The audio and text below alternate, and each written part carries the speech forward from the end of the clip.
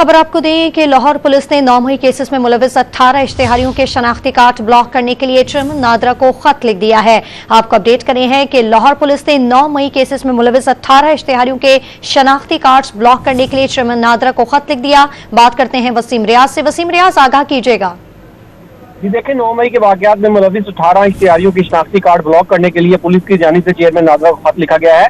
खत में कहा गया है कि 18 इश्तेहारी मुलजिमान जो शामिल तफ्तीश हुए ना ही इस दहशतगर्दी अदालत में पेश हुए, मुलजिमान को इख्तियारी करार देने की काफी खत के साथ नफ कर दी गई है। तमाम मुलजिमान ATC में पेश होने के हुए बगैर कानूनी हकूक जो है वो हासिल नहीं कर सकते।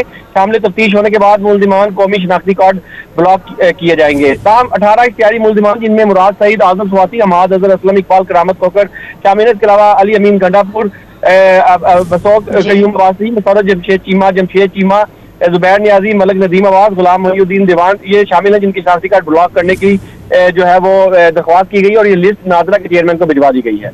जी, पुलिस का शनाख्ती कार्ड ब्लॉक करने के लिए चेयरमैन नादरा को खत। तफसील बताए थे वसीम रियाज, आपका बहुत शुक्रिया।